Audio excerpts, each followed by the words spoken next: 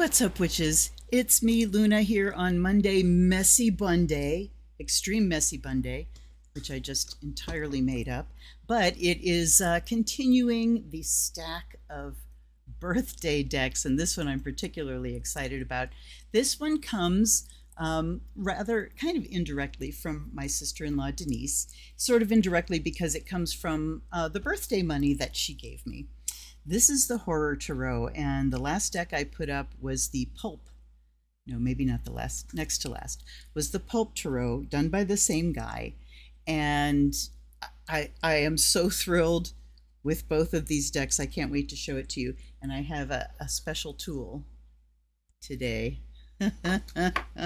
Buckle up. Okay, Todd Alcott's Horror Tarot, and it's published by the Unemployed Philosophers Guild. Life, death, fate, all in the cards. I love the boxes. They look like, it looks like a book. So we have some images here. The creator of the Pulp Tarot returns with this kaleidoscopic plunge into the world of horror graphics, guaranteed to send chills down your spine, in italics. Todd Alcott's Horror Tarot is a full tarot deck of 78 cards with bespoke instruction booklet to guide you through the thrilling and terrifying world of the major arcana and all four gasp-inducing suits of the minor arcana. Divine your future with bone-chilling images inspired by over 100 years of horror graphics, evoking movie posters, fan magazines, paperback books, classic comics, and pulp magazines. Your fate is in your hands. I love it. So the only thing I don't love is it's the same thing with the pulp. It's this kind of box, but there's no magnet closure. So if you carry it wrong, it's gonna all fall out. Look at the blood splatters. Awesome. Nice ribbon pull. But no satisfying clicky click with the magnets. That make me sad. Okay. Let's look at the book. Interesting little round cornered book. Kind of pleasing. The world is a scary place. There are mortal dangers everywhere. There are madmen who rule nations, madmen who rule corporations, and madmen who rule everyday families. There are diseases that will kill you and cures that will bankrupt you. There are criminals on both sides of the law who plot to take your money and your life. There are accidents and disasters, venomous insects and predatory animals, both four-legged and two-legged, creatures who mean you harm. We respond to real-life terrors by creating fictional terrors. The monsters of real life are transformed into monsters of the page and screen.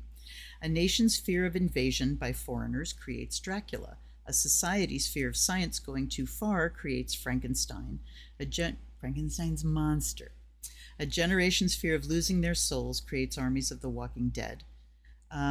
So he goes on, well, let's just keep reading. The word monster has the same root as demonstrate. They both come from the Latin monere, which means to warn. Monster movies are warnings to society. Don't play with radiation or you'll get Godzilla. Don't engage in premarital sex or you'll get Michael Myers. Don't venture into the woods or you'll get the Blair Witch.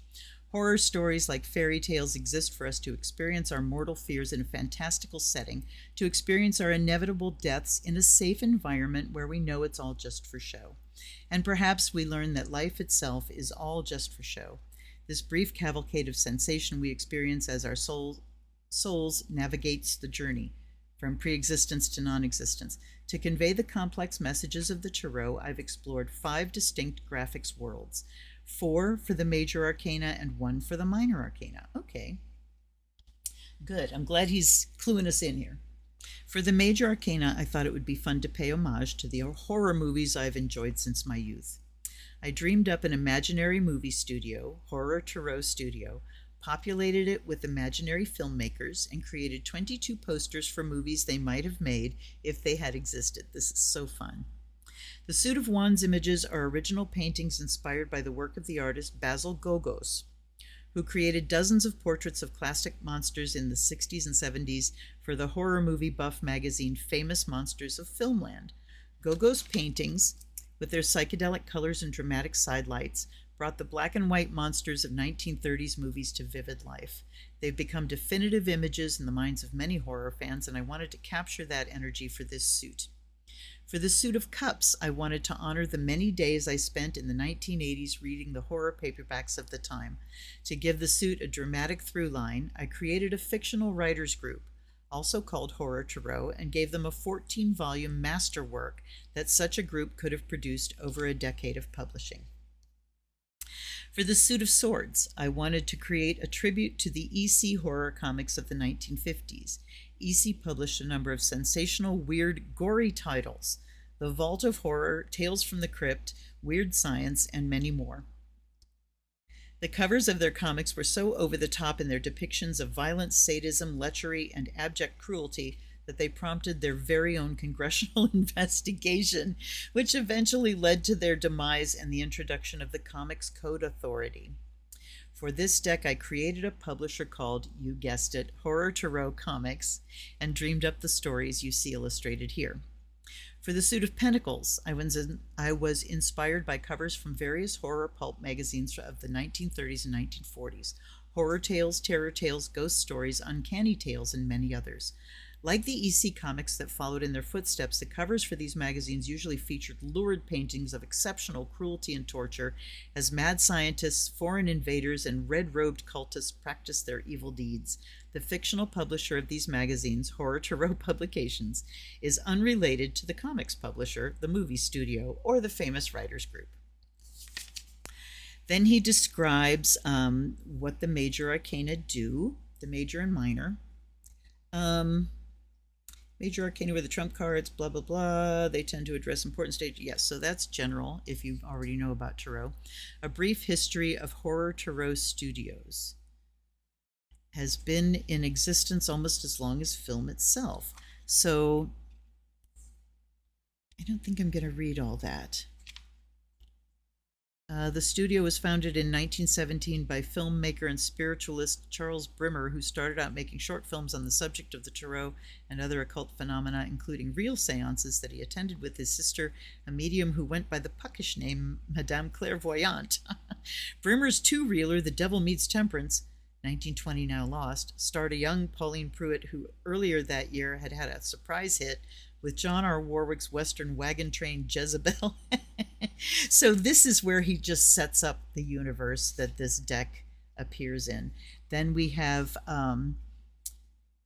for each of the majors, he's put a year for the film, and then he describes this fictitious film, and in that description, he gives you the keywords. Check this out. So this dude is staying in his context the whole time, and I am loving this.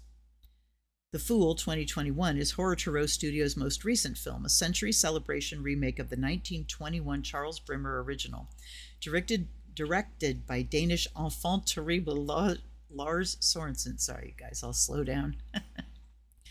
The Fool stars Frida Mahler as Ella, a simple girl who grows up in an isolated mountain town with little knowledge of the outside world. When Ella's abusive parents die in a landslide, she ventures out into the world and falls prey to its many dangers. As Mahler describes Ella, the Fool has an astounding lack of situational awareness. She pays no attention to where she's going. She's got a dog with her, but we don't know if it's her dog or just a dog she ran into. Maybe it's her pet, maybe it's her spirit guide. She steps off a cliff, and maybe she'll plummet to her death, and maybe she'll take off and fly. She's on a journey, even if the journey is a mile straight down. The point is, she enjoys the moment of pure joy and has faith in the universe. So every meaning of every card is going to be within this universe that he's created, and I am so there. I am so down. Okay, and then when we get to the minors, he gives a synopsis of what that suit is, and then we just get a paragraph. And it's not really in that whole context. Then at the back, that's that. We just get acknowledgments. All right, in we go. I've done my best to get the focus as clear as I can. Here are the backs, very reminiscent of the pulp too. It just says Horror Tarot. And then my special tool. Now, there's a lot of printing on these first, but I want to give you an idea of what he has put into this deck. So we see these movie posters, The Fool, Take the Step. And down at the bottom, we have the Horror Tarot little logo and his TA. Horror Tarot presents Major Arcana card 00, The Fool. A symbol of enthusiastic innocence. You are beginning a vast journey in life, but you are not afraid of the challenges before you because you live in the moment. So right on this card, we have the movie poster. All right, okay. The magician. He holds the power of all the elements in the palm of his hand. It just so astonishingly well done. Horror Tarot presents card number 1 in the Major Arcana. So the numbers are there. I mean, look, 00, but way down here. So if you're looking for Roman numerals, you're not going to get them. The magician is a symbol of manifestation and unlimited potential. He knows all and sees all. He is resourceful and pure, or he is a fraud and a charlatan. Proceed with caution. And we get a different little logo for Horror Tarot Studios. Then the High Priestess. And all it says is Major Arcana card number 2. You know what I love about this? She has secrets, and she's not going to tell us. The card that represents psychic ability and intuition and all of that deep, mysterious stuff doesn't have the description. Brilliant. Horror Tarot presents Major Arcana card number 3, the Empress. She has everything a woman needs in abundance. And she's at one with the forces of the mystical realms of the universe. And I mean, let's just look at the images themselves. They're so on the money for the posters. And look at her in her gold, the stars, and she's holding a pomegranate. So he has included some traditional parts of the images. Ultimate authority rests with him. Horror Tarot presents Major Arcana card number 4, the Emperor. Then that's all we get. And another little logo for the Horror Tarot Studios. Here's the Hierophant. And no, wait, let me go back to him, because we don't have, there's like a fleur-de-lis, but we don't have any like ram's head or any of the things that he included in the Pulp Tarot. Card number 5 in the Major Arcana, the Hierophant. He sees through this material world and into your very soul. The Hierophant, a symbol of tradition, conformity, power structures, religions, and formal doctrines, also known as the teacher or the Pope. So even though the images are way non-traditional, I think so far, at least the majors, are a beginner-friendly deck. The Lovers, card number 6 in the Major Arcana. Love is grand, but it always leads to trouble. Dun, dun, dun. Horror Tarot presents the Lovers, a symbol of love, harmony, relationships, and choices. The Warrior drives at night under a crescent moon, no hands on the wheel. He steers by force of will. Nothing can stop the Chariot. Gun, gun, gun. I mean, my God, if I had days worth of time, I would dub in like those horror things, because how fun would that be?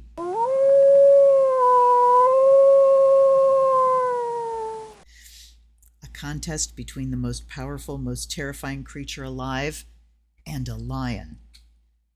Strength. Major Arcana card number 8. The 9th card in the Major Arcana, the Hermit. The Hermit stands alone on the top of a mountain, which symbolizes his spiritual mastery, growth, and accomplishment. He has chosen this path of self-discovery, and as a result, he has reached a heightened state of awareness of himself and the world he lives in. Now, I want to take a little look at the book, because there's, on the cards themselves, he's just giving us like straight up, here's what this card is about. In the book, The Hierophant, 1963, a late career picture for author Quentin Halifax, who won an Oscar for his role in 1945's The Alcoholic before he became one himself. The Hierophant was a showcase for Halifax's more melodramatic side. He knows all and sees all, said the actor. That's a double-edged sword. Screenwriter Charles Atwood said the Hierophant is kind of the ultimate in spiritual authority.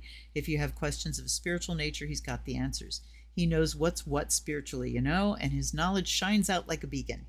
The Hierophant did reasonably well and is something of a cult movie today. It was recently revived as a limited TV series by streaming giant Watch. He's covering all the bases. Todd, I bow. Pick a fate, any fate, is the Wheel of Fortune. And they're all skulls. She carries a sword and scales, but she doesn't want to kill you, just give you what you deserve. That's horrifying for some people, right? Justice, she comes for us all. We dare you to look at the world from his point of view, the Hanged Man. Amazing. Horror Tarot presents Death. This is the end and the beginning. Earth and water, pleasure and pain, life and death, everything in moderation. Temperance, your life is in balance. Horror Tarot presents the 14th card in the major arcana, Temperance, a symbol of balance, moderation, and patience. An angel that is neither male nor female, bearing a triangle to symbolize humanity's connection to the earth and water in balance, the divine chemistry that makes life possible. Kind of hard to read because he's got these around the edges, makes it look like the posters have been rolled and dog-eared and damaged, and it makes it very difficult to read those words. Sex, obsession, addiction, enslavement, all the things that make life worth living. The Devil, Horror Tarot, the 15th card in the major arcana. The vampirism of the devil forces you to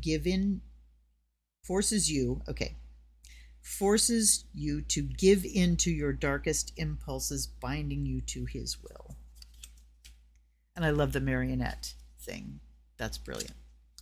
They were young, healthy, wealthy, beautiful, free, and in love until tonight. The Tower. Horror Tarot presents the 16th card in the major arcana, the Tower, symbolizing sudden change, upheaval, chaos, revelation, awakening. Get out of the building. Oh my God. How many of you, show of hands, how many of you are going to race to buy this deck? Yeah, I'll put the website. She came to Earth driven by an insatiable desire to continue the cycle of fertility. Really? Horror Tarot. That's a great mashup. Horror Tarot presents The Star, Major Arcana 17. I never thought of her as fertility, although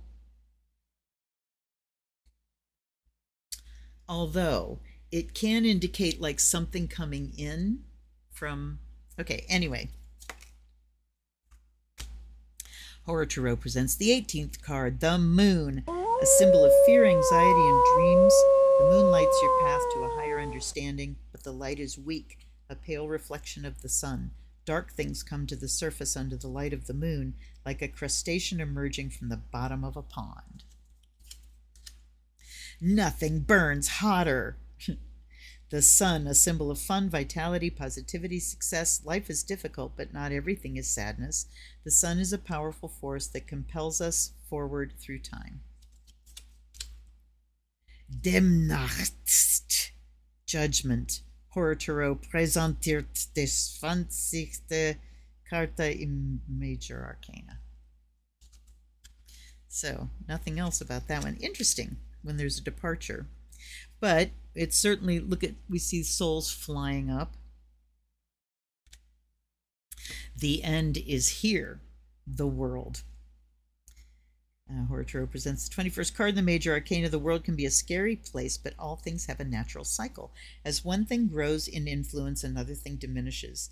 The world contains all things. It cannot be reduced or expanded, only rearranged. All are welcome and have a place in this completion. I like that it's a world and an eyeball. Okay, here we go. Wands. Card number 1, the Ace. Now, let me take a peek again, just to stay in our context. Wands are original paintings. So, So he's doing these paintings of the black and white movies. A spiritual gift. Ideas flow towards your soul. Follow your passion. Rich potential for growth. Beware of pitfalls. And look at it's a severed hand. I love it so much. Oh, so the suit of wands. Yes, they all have this, and they're all yellow except for the ace. That's nice to differentiate. Card number 2, are you prepared for your journey? So look, we have the 2 wands, we have the globe, and we have Dracula. Fantastic. You have left your castle and are now on your journey on a vast open sea, a place of doubt and insecurity, but progress is being made. So again, we have like the whole meaning on these cards. And I don't have to use a magnifying glass. Number 4, reunited and reconciled, the monster comes home. Is that Jekyll and Hyde? When monsters fight is wand 5. Awesome. Victory at what cost? Obey, watch TV, consume, no thoughts, die. Trapped, but who is the monster? That's 7. 8, change, it's coming. Something is in the air. Action, the time is now. Where will you be when the big event happens? And we've got these tube spaceships like we did in the pulp. Number 9, survival is a matter of perseverance and vice versa. Wow. So there's the wands. Card number 10, who will carry the burden? And we have Quasimodo. Oh my God. Here's the page with Reagan from The Exorcist. New ideas, new energy, limitless potential, free spirit. And there's Johnny. Passion, adventure, impulse, inspired action. So I do love that we have actual things. And here's Psycho, Hitchcock. Oh, and we have a change here. The Queen has white lettering. All the rest have been yellow. Except, oh no, there's a green. Slight variations. Courage, confidence, independence, determination. This, I don't know where it came from. The King of Wands, vision, honor, leadership, ultimate masculine energy. All right. Now these, the cups are, honor the many days I spent reading the horror paperbacks. Created a fictional writers group and gave them 14-volume masterwork, such as a group could have produced. So are these book covers? Horror Tarot, Ace of Cups, no other information. 2 of Cups. Okay. Interesting. It says number 2 at the top, no other information, but we see the relationship. If you look at the caduceus here for that angel, and there's 1 cup. Okay, Horror Tarot, the 3 of Cups. So it's, yeah, it's just like book covers that have no other information. Also interesting because the cups are again talking about emotion and intuition. I mean, I'm kind of semi-grumpy about that lack of consistency. Cups novels, Ace introduces, and then we have, so let's look at the 3.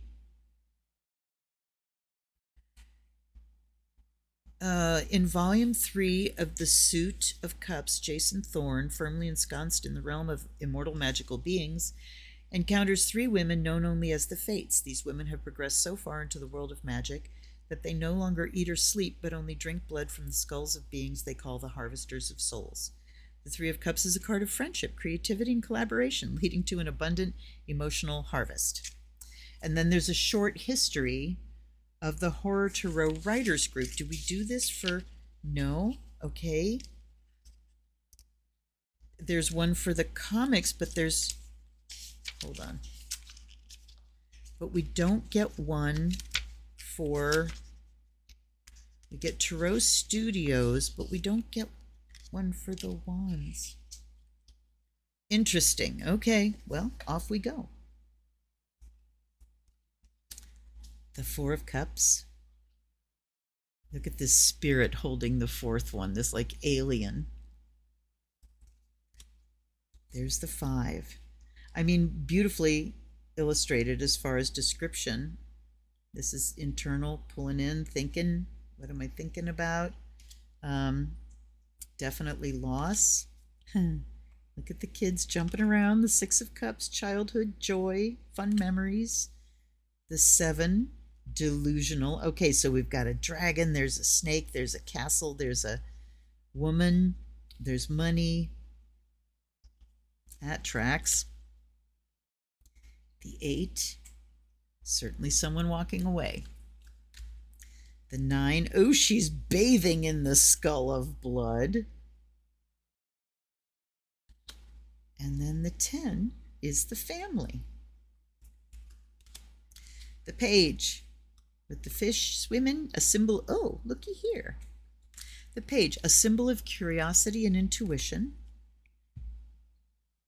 The Knight of Cups, and we don't get anything for the Knight. How odd. And here's the Queen. I like the coffee stain, the water-stained cover. And then King of Cups, welcome to the world of the emotionally balanced man. So I am kind of bummed that we don't get something more except on a couple of the Cups cards. So much to offer there. I think you left a good time on the table, bud. And here's Swords. Okay, so we see Swords has the consistency of format, and this one was comics, right? Let me see. Wanted to create a tribute to the EC horror comics. Yes. All right. The Suit of Swords featuring inspiration, sudden insight, challenges ahead. And it just says ace really small there. You can see 10 cents. But yeah, kind of hard to tell. Well, we've got the arm up holding the sword, so that can tell us it's the ace. But yeah, fascinating. Here's the 2, featuring indecision, dilemma, potential risk. The 3, I mean, the images are certainly recognizable, featuring heartbreak, pain and sorrow, grief and anguish. The 4 is meditation, relaxation, exhaustion. So again, he's made images that are definitely recognizable, except for this one. The 5, a brutal tale of victory in the tradition. In the tradition. Let's see how he describes these. Let's go to the 5. Issue 5 of the Suit of Swords features What's for Dinner, about a housewife who decides she's had enough of her milquetoast husband. She cuts him up with her sword collection, but instead of hiding the body, she cooks it and serves it as lamb to the detectives who come around investigating her husband's disappearance. The 5 of Swords is about winning a victory that may not be earned. Okay, so he gives a lot of the comic book thing, but only one line of what it means. But in the tradition is odd. Not being a fan or knowing anything at all about these horror comics, I don't know what that means. The 6, transition, rite of passage, unburdening. The 7, deception, betrayal, pretense. Ooh, I like the keyword of pretense. The 8, isolation, abandonment, restriction. The 9 is nightmares, debilitating fear, and crippling anxiety. Boy, that tracks, eh? And then 10, the alarming tale of doom in the tradition. If there's any comic fans that know anything about this, please let me know. Here's the page. Special. Curiosity, new ideas, positive change. And she's about to dissect a human. The Knight, featuring ambition, quick thinking, drive to succeed. Again, I'm really feeling let down by that cup suit. Queen of Swords, the unbiased tale of independence in the tradition. The King, an absorbing tale of intellectual authority in the tradition. Here we have the Suit of Pentacles, 15 cents, and this one is inspired by covers from various horror pulp magazines. So these are magazines. Ace of Pentacles, manifesting your material goals. And this is Horror Tarot with a little pentacle. These are 15 cents. Comics were only 10. Two of Pentacles, a journey into equilibrium, certainly recognizable. The three, they worked together to create perfection. The four, the collector. Oh my God. This has taken me back to when I was in junior high, and there was somebody, I don't even remember why my friend and I went to his house. There was something to be dropped off or picked up or something, and somebody knew somebody, whatever. But this dude was a horror buff, and he had little statues everywhere. And the house that they were in, which was one of these old Akron houses, actually had like a little pipe organ in the house. Crazy. The five is destitute, alone, and terrified for the future. I like these like windows almost. The six is the spirit of charity. The seven, look upon my works. So well done. The eight is the apprentice. Look at this. Oh! I think I nailed that. The nine is in the lap of luxury. Indeed. 10 of Pentacles, the gang's all here. Uh-oh, titties. the only that I've seen so far, but I love it. The gang's all here. The Page, manifestation of an abundant harvest. Really? Okay. The Knight is slow and steady, wins the race. The Queen. No comment. And the King of Pentacles, the man who has everything. Okay, I have to say, you know, I have several too many, like maybe special interest decks, I don't know. I'm thinking specifically of like the Zombie Tarot, the Housewives Tarot, things like that. But this dude just feels like he's knocking this out of the park, just as far as being true to the theme and doing such a spectacular job of it. Let's give it a blessing. I don't know. Is it going to like catch fire in my hands if I try to bless this deck? Should I bless it with a cross?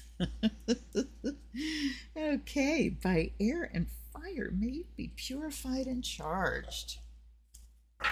Heck yeah. They, you know, they're just delightful. And it really does seem like he's,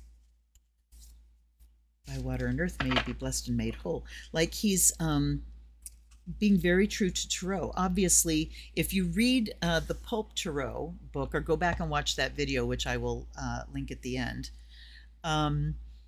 he talks about his experience with Tarot. So he's not someone who's, you know, doing this horror thing and somebody said, hey, you should make a deck. He actually has experience with it, and it already shows by the sound of the bell. May the spirit awaken. That's a little iffy, huh?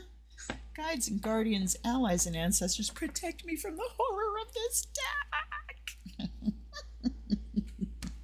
Let me bring good messages forward from this deck. I offer gratitude to my team and gratitude to the author, to Todd Alcott, doing such a bang-up job here. And I offer fresh water. I offer the Fire of Azrael. Let's give it a shuffle. The pulp deck shuffled with no problem. So you can see the size of it. Individually, the cardstock is, it's nice. It's not a problem at all. All right, let's give a few riffles. And then we'll do some cuts.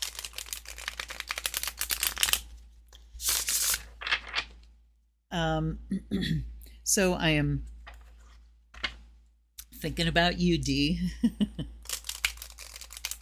But this is also a general reading. Since she did not specifically pick this deck, it doesn't have as much of the gift thing, I'm guessing. But I mean, there is a thing of somebody else picking a deck for you when they have you in mind and what they choose, you know? Would this be one that she would have picked? Who knows? You tell me, Dee. Maybe not, because she doesn't watch horror movies. So. And I mean, I like a good horror movie, a scary movie, like The Haunting, the original black and white one. Holy shit. Things, you know, psychological thrillers and spooks and ghosts and stuff. I don't like slasher. I don't like gore. As an empath, just can't do it. All right, so what do we need to know today about the things that may be horrifying us? Whatever could those be? All right. But I need to know one more. You see, it shuffles very easily. No jumpers. We have the Star. We have the Ten of Swords. Holy shit. We have the Eight of Cups. We have the Lovers, the Five of Swords, and the Knight of Cups. And I'm seeing, can you see these are warped? You maybe not be able to see, but the deck is slightly warped. The brain is slightly warped. Okay, going intuitively, the Star. We come out with hope. Continuing the cycle of fertility is what it says. But the Star is inspiration, hope, things that come from spirit. So we can talk about talents and abilities that you just come in with. But then we've got doom. The ultimate in doom, downfall, complete downfall, ruination. And then we have the Eight of Cups, walking away. Okay, so coming out with hopefulness and saying we can walk away from the doom scrolling. Look at this. We need to take a step away from the doom disaster head. And I mean, there are so many fronts from which this is coming at us, from politics to weather to, you know, politics. Even the Olympics, for heaven's sake. So talking about walking away, taking a step away from the doom scrolling. Then we have the Lovers. So what is it we love? Paying attention to our values and the things that we love and want to attract to us. Love, harmony, relationships, choices. But then we've got the Five of Swords. A brutal tale of victory in the tradition. So that, he was saying, was a victory that might not be earned, right? A winning a victory that may not be earned.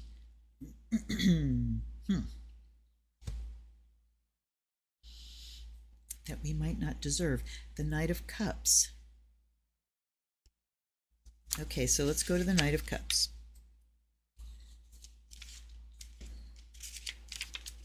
Set in a post-apocalyptic world where a plague has wiped out 99% of human life, the Knight of Cups features a resurrected Ginny Thorne, now a teenage girl who wanders the barren countryside searching for traces of civilization.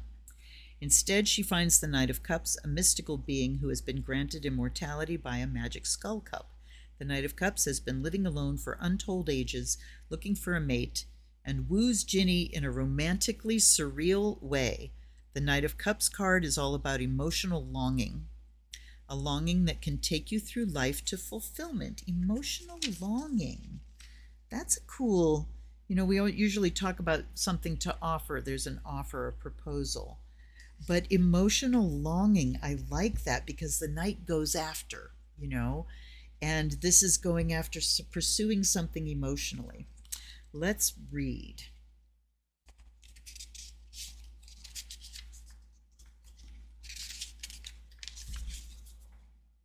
The Star.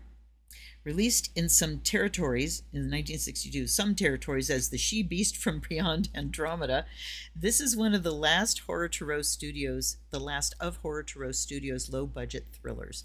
It was shot at night using sets from Barclay Withers' Mind Meld, which was also in production at the time. This guy's imagination is amazing. A threadbare production, even by the era's standards, The Star suffers from a nonsensical plot and an unfocused narrative that takes odd side trips to space, an abandoned desert town, and an oceanic oil rig. Director Mike Tyrone, who later gained fame as the creator of the sitcom Monkeys on the Moon, says, "The star has come from the heavens to distribute water. She pours water on land to nourish it and on water to replenish it. Her water symbolizes creativity, inspiration, renewal, and health." Okay, so that is totally the theme here. And then I'm going to go straight to the Knight of Cups because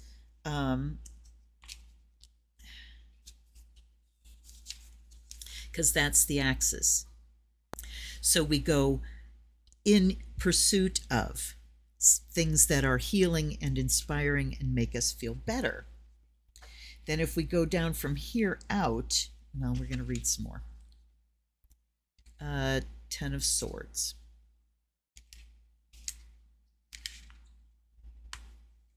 Issue 10 concludes the run of the Suit of Swords with Daddy's Home, a bleak tale of familial betrayal.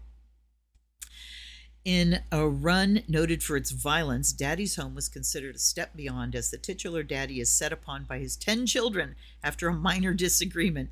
The 10 of Swords is indeed a bleak card, a mental terminus, a place where ideas go to die or to be beaten to death.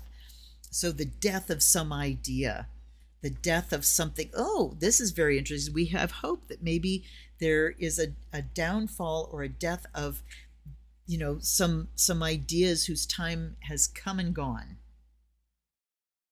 All right, then 8 of Cups.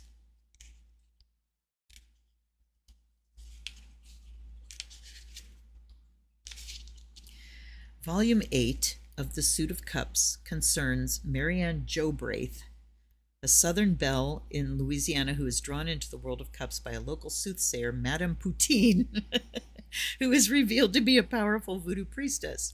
Canadian too, maybe.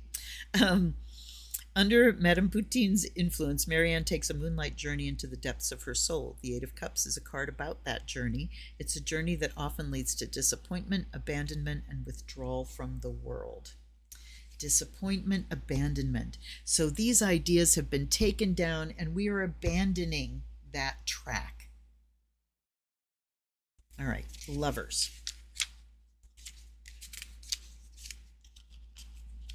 1953, made during the studio's low-budget years, The Lovers is routinely cited as one of the worst movies ever made. But that's an unfair assessment. It's far too endearing and engaging to be thought of as merely bad. Director H.L. Freeman said, "Love is a wonderful thing. Anyone who has fallen in love will tell you that. One becomes two become one, souls intermingle, and something new and powerful emerges. But falling in love always brings turmoil because it changes the status quo.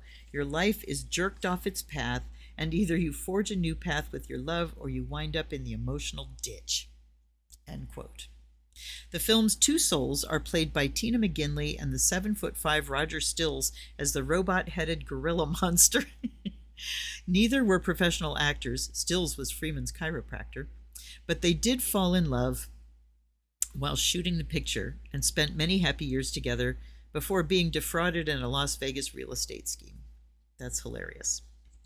Okay, so forge a new path with your love, joining together, attracting to you, values-based things, and then we have the Suit of Swords, which we've already read, the Ace of Swords, the 5 of Swords, sorry. Winning a victory that may not be earned.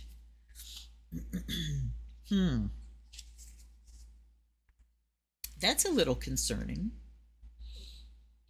A victory that may not be earned. I want a hit on the Knight of Cups. And we get the Wheel of Fortune. Let's read that.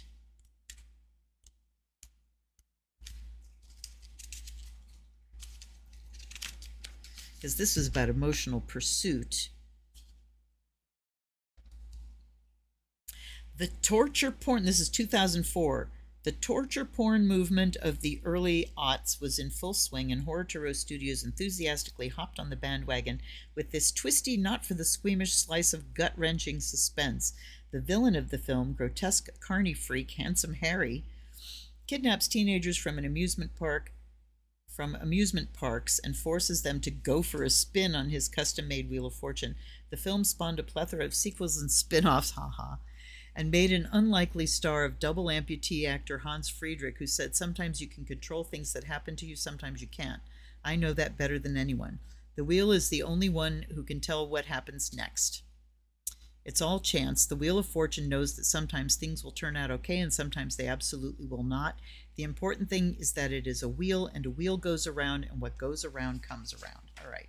So what I'm getting from this is that we're riding high right now. We have a lot of hope, and hope that we can finally put to death these old, outmoded, backward thinking ideas. But here, attracting, okay, love, harmony, choices, and a victory that's not earned. I want to hit that too. Isolation, abandonment, restriction. Okay, so we can talk about, isolation versus joining with someone. Somebody's feeling isolated and restricted because of a victory that might not be earned.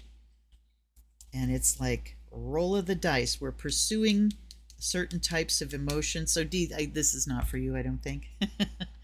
But the Wheel of Fortune says, flip that coin. It can go at either way. It goes up, it comes down. So, interesting. Will this be a deck for serious readings? I don't know, but I think it would be a great deck for if you are in a situation that you're catastrophizing, because it can take you into the humor end of that.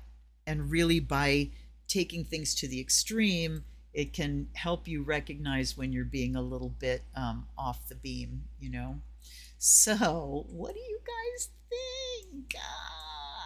I am so happy to have found these two decks, and I don't even really know where I found the pulp one. It just sort of came across my radar somehow, but I am so down. Oh my God, my bun is way messier than I thought it was. Anyway, you guys comment below, and I will answer you. Let's have a dialogue. Until I see you again, this is Luna. Blessed be.